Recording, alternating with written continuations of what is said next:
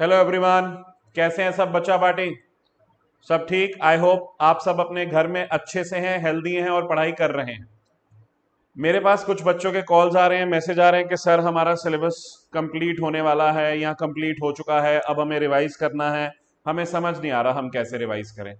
तो मैंने कहा चलो इस बात पे एक डिस्कशन करते हैं। मैं आपको अपनी तरफ से कुछ सजेशंस, कुछ पॉइंटर्स देता हूं जिससे शायद आपकी मदद हो सके। अगर ये सजेशंस आपको अच्छे लगे तो इनको प्लीज इंप्लीमेंट करना, अपने फ्रेंड्स से शेयर करना।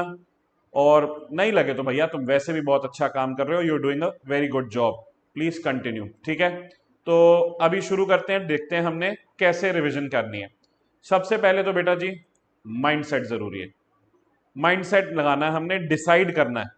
डिसाइड, कमिट, सक्सीड, ये हमारी स्ट्रैटेजी होनी चाहिए।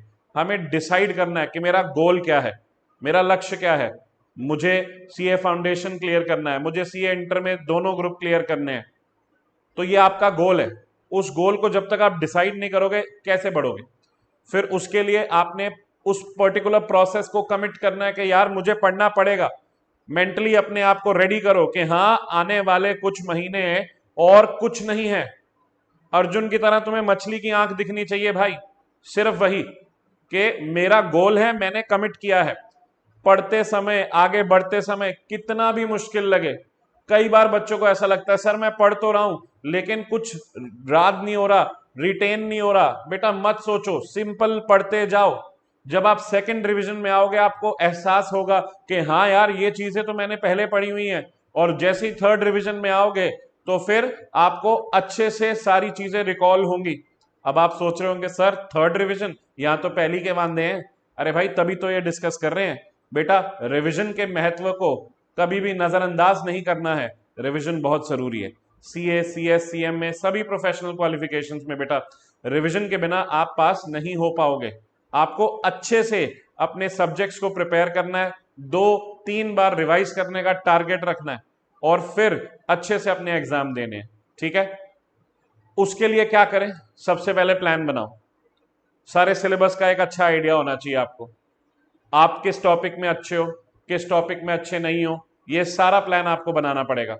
अगले कम से कम 1 महीने का प्लान बनाओ। ऐसा भी नहीं कि अगले 5 महीने का प्लान बना लिया, 4 महीने का प्लान बना लिया। अगर आपके पेपर्स जल्दी हैं, 1 महीने बाद ही हैं, तो 1 हफ्ते का प्लान बनाओ। अगर आपके पेपर्स 4-5 महीने बाद हैं तो 1 महीने का प्लान बनाओ। स्टार्ट करो, स्टार्ट समवेयर। और प्लान ऐसा बनाना जो बेटा आप कर सको। ठीक है ना? आप रियलिस्टिक गोल सेट करना। मैं एक दिन में 5 चैप्टर खत्म कर दूंगा जी। अरे भाई प्लान बनाओगे ऐसा तो फेल तो होना ही है, फिर डिस्करेज भी होना है। तो अपने आप को आपने पहचानना है और अपने हिसाब से प्लान बनाना है। ठीक है, प्लान तो बेटा सब बना लेते हैं, मैंने भी बहुत प्लान बनाए हैं। क्या मैं उनको स्टिक कर पाऊंगा?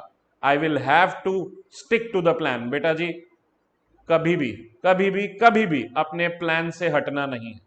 प्रोकास्टिनेशन हमारा सबसे बड़ा दुश्मन है। हमें वो कहते हैं ना कि आज करे सो काल कर, काल करे सो परसों, वो वाली एटीट्यूड नहीं चाहिए भाई। प्रोकास्टिनेशन नहीं। ठीक है, आप कैसे इसको फॉलो कर सकते हैं? टाइम टेबल फॉलो करो। जिस दिन आपने अपना टाइम टेबल फॉलो किया, अपने आप को कोई इनाम दो। कोई ऐसी चीज खाओ, कोई ऐसी डिश खाओ जो आपको पसंद होती है, लेकिन तभी जब आपने उस प्लान को स्टिक किया। ठीक है ना? आपने वो प्लान पूरा किया, टाइम टेबल पे पहुंचे। क्योंकि बेटा एक बात है, अगर तुम्हें कोई काम करना है ना तो तुम उस काम करने का रास्ता ढूंढ लोगे, अगर दिल से करना है तो। और अगर नहीं करना है ना तो फिर बहाने तो मिलते ही रहेंगे। ठीक है ना? तो प्लीज इस बात पे ध्यान दे, प्लान बनाना जरूरी नहीं है, प्लान को स्टिक करना भी जरूरी है। ठीक है, फिर एक और मेन मुद्दे की बात। अब बच्चे क्या करते हैं रिवीजन के टाइम पे? एक किताब तो अपनी है जिससे हम पढ़ रहे हैं, आईसीआई का मटेरियल है, चलो यहां से कोचिंग ली थी, ये वाली क्लासेस का मटेरियल है। दूसरा दोस्त बताता है अरे ये वाली किताब अच्छी है, अच्छा ला ये भी दिखा दे। अरे ये वाले फलाना यूट्यूब पे ये वाले बहुत बढ़िया लेक्चर है, अच्छा मैं वो भी देख लेता हूं। अपने आप को कंफ्यूज करते हो आप एंड टाइम पे। इधर उधर मत झाको बेटा। एसेंशियली सभी बुक्स में सेम बात होती है। एसेंशियली सभी टीचर्स बहुत अच्छा पढ़ाते हैं, सेम पढ़ाते हैं। ठीक है, आपने जिससे भी पढ़ा है उसे फॉलो कीजिए, आपने जो बुक से पढ़ा है उसे फॉलो कीजिए। Top priority, top priority ICI के मॉड्यूल को होनी चाहिए। भैया भगवान है वो हमारे, और भगवान ने प्रसाद दिया, तुम उसे नजरअंदाज करोगे? इसी बात पे बेटा आईसीआई भगवान की जय। समझ में आ रही है? तो टॉप प्रायोरिटी हमारा आईसीआई का स्टडी मटेरियल होना चाहिए। और please please please stick to one source.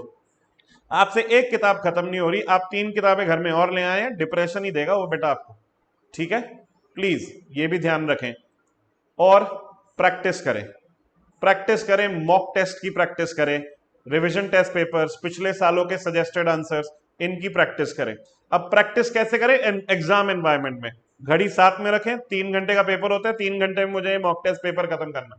अपने आप को इवैल्यूएट करें। आने वाले समय में मैं अपने यूट्यूब चैनल पे कई सारे टेस्ट्स और उनकी सोल्यूशन वीडियोस भी अपलोड करने वाला हूं, तो उनको फॉलो करें, उन्हें देखें, अपने आप को इवैल्यूएट करते रहे।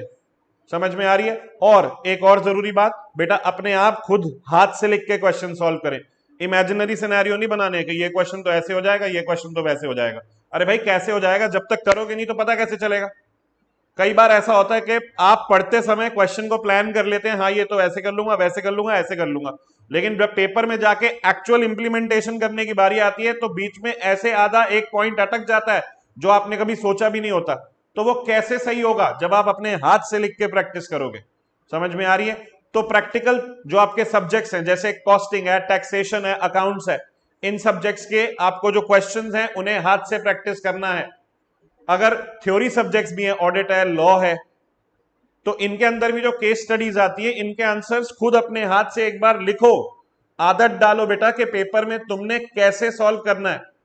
जो बच्चे हाथ से लिख के प्रैक्टिस नहीं करते उनका पेपर हमेशा छूटता है, क्योंकि हमें आदत ही नहीं होती लिखने की। 3 घंटे का पेपर होता है, हम उसके अंदर अच्छे से अपने माइंड को स्ट्रेटेजाइज ही नहीं कर पाते। तो इसलिए हमें पहले से तैयारी करके जाना बहुत जरूरी है। ठीक है? और बेटा एक बहुत ही इंपॉर्टेंट बात, stay healthy. You have to stay healthy, you have to keep yourself healthy, तभी तो पढ़ाई होगी। अब ये बहुत पुरानी बात है, दकियानूसी बात है, सब कहते हैं, लेकिन बहुत इंपॉर्टेंट है बेटा। कीप योर सेल्फ हाइड्रेटेड, पानी पीते रहो ब्रेक्स में। ठीक है? थोड़ा थोड़ा आप हाइड्रेटेड भी रहेंगे और आपका ध्यान भी केंद्रित रहेगा। ठीक है? सिर्फ जो हेल्दी खाना है उसे खाएं बेटा, ये चिप्स विप्स ये सब चीजें बिंज ऑन ज्यादा ना करें। मैं बिल्कुल मना नहीं कर रहा हूं, मैं तुम्हारा डाइटिशियन नहीं हूं। और कई बच्चे जो होते हैं ना, चाय lover, I am a coffee person sir, तो बेटा उसको भी आपने जरा ध्यान से चेक में रखना है। ठीक है ना?